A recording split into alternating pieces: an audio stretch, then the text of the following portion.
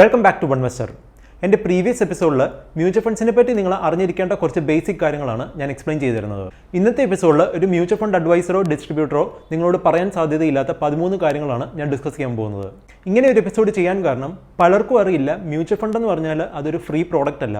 നമ്മളൊരു mutual fund വാങ്ങിക്കുമ്പോൾ നമുക്ക് ആനുവലി ഒരു കോസ്റ്റ് ഇൻവോൾവ് ആയിട്ടുണ്ട്.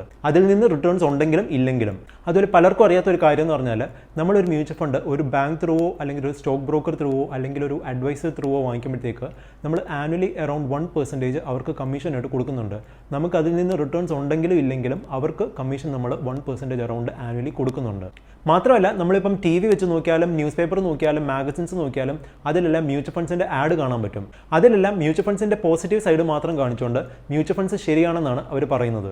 പക്ഷേ മ്യൂച്വൽ ഫണ്ട്സിൻ്റെ നെഗറ്റീവ് കാര്യങ്ങളോ അതിലുള്ള റിസ്ക്കോ ഒന്നും അവരത്ര ഹൈലൈറ്റ് ചെയ്യത്തില്ല. അതുകൊണ്ട് തന്നെയാണ് അങ്ങനെയുള്ള കുറച്ച് കാര്യങ്ങളും കൂടെ ഡിസ്കസ് ചെയ്യാനായിട്ട് ഞാൻ ഈ ടോപ്പിക്കും ഇൻവോൾവ് ചെയ്തത്.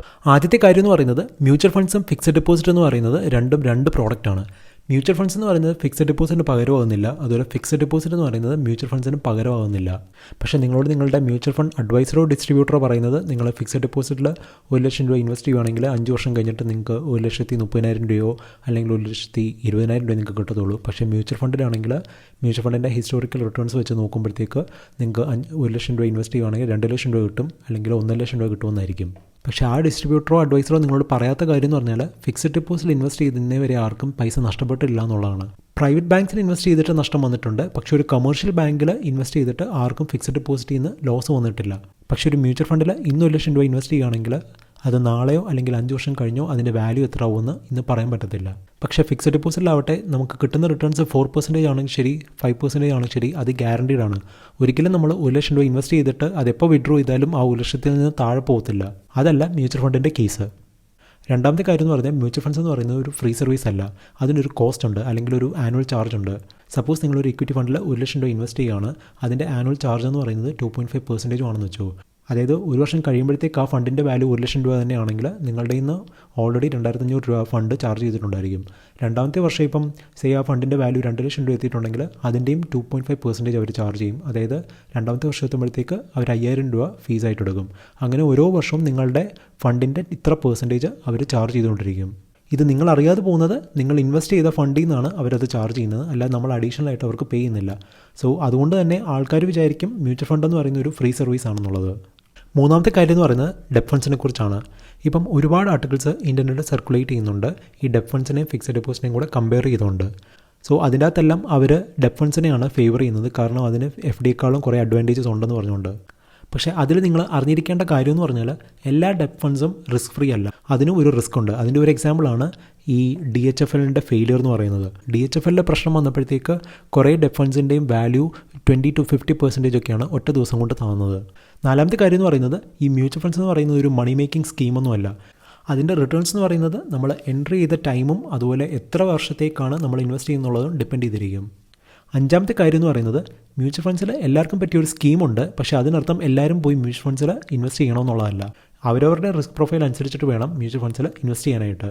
ഫോർ എക്സാമ്പിൾ, ഇപ്പോൾ ഒരു റിട്ടയർ ചെയ്ത ഒരാൾക്കാണെങ്കിൽ ഹ്യൂജ് എമൗണ്ട് ഇൻവെസ്റ്റ് ചെയ്യണമെന്നുണ്ടെങ്കിൽ മേ ബി അവർക്ക് ഫിക്സഡ് ഡെപ്പോസിറ്റ് തന്നെ ആയിരിക്കും നല്ലൊരു ഓപ്ഷൻ എന്ന് പറയുന്നത്. ആറാമത്തെ കാര്യം എന്ന് പറഞ്ഞാൽ മ്യൂച്വൽ ഫണ്ടുകളുടെ NAV-യെക്കുറിച്ചാണ്.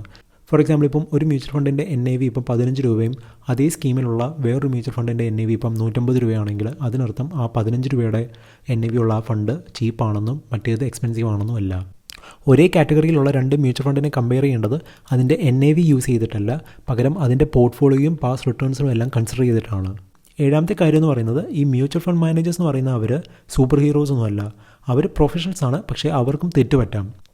അതിൻ്റെ ബെസ്റ്റ് എക്സാമ്പിളാണ് ഈ DHFL-ൻ്റെയും യെസ് ബാങ്കിൻ്റെയും JP അസോസിയേറ്റിൻ്റെയും സൂസലോണിൻ്റെയും യൂണിടെക്കിൻ്റെയും ഒക്കെ ഫെയിലിയർ എന്ന് പറയുന്നത്. ഈ സ്റ്റോക്കുകളിലെല്ലാം തന്നെയും മ്യൂച്വൽ ഫണ്ട്സിനൊക്കെ ഹെവി എക്സ്പോഷർ ഉണ്ടായിരുന്നതായിരുന്നു. ഈ കമ്പനികളൊക്കെ പ്രോബ്ലംസ് ഫേസ് ചെയ്തപ്പോഴാണ് അവർ എക്സിറ്റ് ചെയ്തത്. അതിനർത്ഥം റീറ്റെയിൽ ഇൻവെസ്റ്റേഴ്സിന് പറ്റുന്ന പോലെ തന്നെ ഇവർക്കും തെറ്റുപറ്റാം. എട്ടാമത്തെ കാര്യം എന്ന് പറയുന്നത് ഈ മ്യൂച്വൽ ഫണ്ട്സ് ഒരിക്കലും നമ്മളോട് സെല്ലെന്ന് പറയത്തില്ല. അവരെപ്പോഴും ബൈ പറയും, ലോങ് ടേമിൽ ഇൻവെസ്റ്റ് ചെയ്യാൻ പറയും, പക്ഷേ അവരൊരിക്കലും സെല്ല് പറയത്തില്ല. സ്റ്റോക്ക് മാർക്കറ്റിൽ ബൈയിങ് പോലെ തന്നെ ഇമ്പോർട്ടൻ്റ് ആണ് സെല്ലിങ്ങും. ഒമ്പതാമത്തെ കാര്യം എന്ന് പറഞ്ഞാൽ മ്യൂച്വൽ ഫണ്ട്സിൻ്റെ എക്സ്പെൻസ് റേഷ്യോയെക്കുറിച്ചാണ്. ഞാൻ നേരത്തെ പറഞ്ഞിരുന്നു മ്യൂച്വൽ ഫണ്ട് എന്ന് പറയുന്ന ഒരു ഫ്രീ പ്രോഡക്റ്റ് ഒന്നുമല്ല. നമ്മളെ അവർ ആനുവലി ഇത്ര പെർസെൻറ്റേജ് ചാർജ് ചെയ്യുന്നുള്ളത്. സപ്പോസ് നിങ്ങളൊരു ഇക്വിറ്റി ഫണ്ടിൽ SIP സ്റ്റാർട്ട് ചെയ്യുകയാണ് 5000 രൂപ വെച്ചിട്ട് 25 വർഷത്തേക്ക്. ആ ഫണ്ട് ആനുവലി 15% ആണ് റിട്ടേൺസ് തരുന്നതെങ്കിൽ നിങ്ങൾ 25 വർഷം കഴിയുമ്പോഴത്തേക്ക് ആ ഫണ്ടിന് 30 ലക്ഷം രൂപയോളം കമ്മീഷനായിട്ട് കൊടുത്തിട്ടുണ്ടായിരിക്കും. അതിനകത്തെ ഇൻട്രസ്റ്റിംഗ് കാര്യം എന്താണെന്ന് ചോദിച്ചാൽ നിങ്ങളുടെ ടോട്ടൽ ഇൻവെസ്റ്റ്മെൻറ്റ് 15 ലക്ഷം രൂപയുള്ളൂ, പക്ഷേ നിങ്ങൾ കമ്മീഷനായിട്ട് 30 ലക്ഷം രൂപ ആ ഫണ്ടിന് കൊടുത്തിട്ടുണ്ടായിരിക്കും. ആ 15 ലക്ഷം രൂപയെന്ന് പറയുന്നത് നിങ്ങളുടെ ഫൈനൽ ഇൻവെസ്റ്റ്മെൻറ്റ് വാല്യൂവിൻ്റെ 20%ഓളമാണ്. അതുകൊണ്ട് തന്നെയാണ് മിക്ക ഫൈനാൻഷ്യൽ ഇൻസ്റ്റിറ്റ്യൂഷനും മ്യൂച്വൽ ഫണ്ട് വിൽക്കുന്നത്. 10ാമത്തെ കാര്യം എന്ന് പറഞ്ഞാൽ മ്യൂച്വൽ ഫണ്ടിൽ ലോങ് ടേം എന്ന് പറഞ്ഞാൽ 3-5 വർഷമല്ല 10-15 വർഷമാണ്. അതിൻ്റെ റീസൺ എന്താണെന്നുള്ളത് ഞാൻ എൻ്റെ പ്രീവിയസ് എപ്പിസോഡിൽ അധികം പറഞ്ഞിട്ടുണ്ടായിരുന്നു. അത് കാണണമെങ്കിൽ ഈ വീഡിയോയുടെ ഐ ബട്ടൺ ക്ലിക്ക് ചെയ്താൽ മതി, അല്ല ഈ വീഡിയോയുടെ ഡിസ്ക്രിപ്ഷൻ ചെക്ക് ചെയ്താൽ മതി.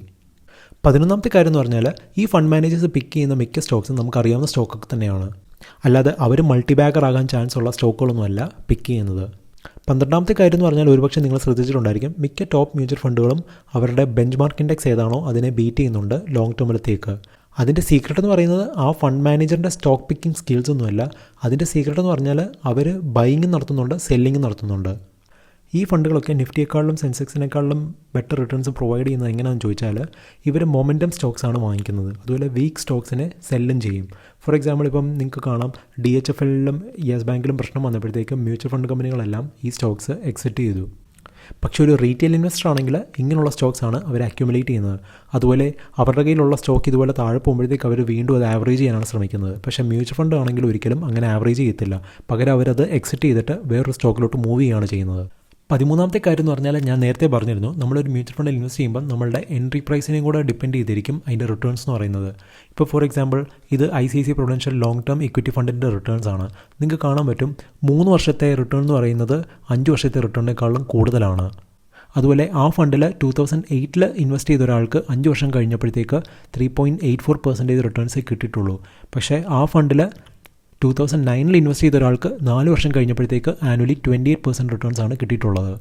ഇനി 5 വർഷം കഴിഞ്ഞിട്ടാണെങ്കിൽ 24% റിട്ടേൺസും കിട്ടിയിട്ടുണ്ട്. അതായത് എൻ്റർ ചെയ്ത ടൈം മാറിയപ്പോഴത്തേക്ക് റിട്ടേൺസും നല്ല രീതിയിൽ വേരി ചെയ്തു. എൻ്റെ അപ്കമിംഗ് എപ്പിസോഡിനകത്ത് മ്യൂച്വൽ ഫണ്ട്സിൻ്റെ അഡ്വാൻറ്റേജസും ഡിസഡ്വാൻറ്റേജസും ആണ് ഞാൻ ഡിസ്കസ് ചെയ്യാൻ പോകുന്നത്. ഞാൻ പ്രീവിയസ്ലിയും അതേ ടോപ്പിക്ക് കവർ ചെയ്തിട്ടുണ്ട്, പക്ഷേ അതിൽ അത്ര ഡീറ്റെയിൽ ആയിട്ട് ഞാൻ കവർ ചെയ്തിട്ടില്ലായിരുന്നു. ഇപ്പം ഞാൻ ഫോക്കസ് ചെയ്തിരിക്കുന്നത് മ്യൂച്വൽ ഫണ്ട്സ് റിലേറ്റഡ് ടോപ്പിക് ആയതുകൊണ്ട് തന്നെയാണ് അതിനെപ്പറ്റി ഒരു ഡീറ്റെയിൽ എപ്പിസോഡ് തന്നെ ചെയ്യാൻ തീരുമാനിച്ചത്.